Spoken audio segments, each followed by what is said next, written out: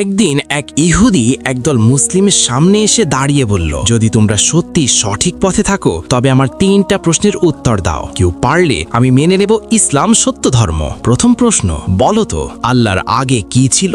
সবাই চুপ, কেউ উত্তর দিতে পারল না। তখন ভিড় থেকে একটি ছোট শিশু বেরিয়ে এসে বলল, আমি উত্তর দেব।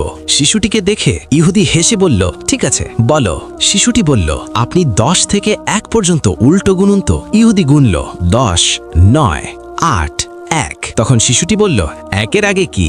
ইহুদি বলল, 1-এর আগে তো কিছুই নেই। শিশুটি মুচকি হেসে বলল, যদি গাণিতিক 1-এর আগে কিছু না থাকে তবে আমার এক ও আদিতীয় আল্লাহর আগেও কিছু নেই। তিনি আদি, তিনি অন্ত।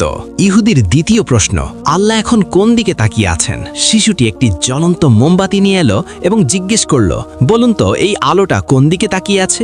ইহুদি বলল, আলো তো সব দিকেই সমানভাবে ছড়ায়। শিশুটি বলল, আল্লাহ তো আসমান ও জামিনের নূর, তিনি কোনো একদিকে নয়, একই সময়ে সব দিকে এবং সবার ওপর দৃষ্টি রাখেন। হতভম্ব হয়ে ইহুদি বলল, শেষ প্রশ্ন, আল্লাহ এখন কি করছেন?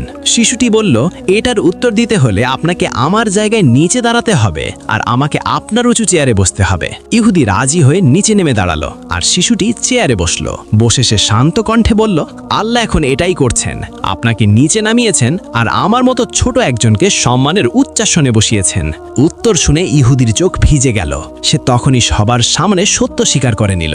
জানেন কে ছিল এই অসাধারণ বুদ্ধিমান শিশুটি?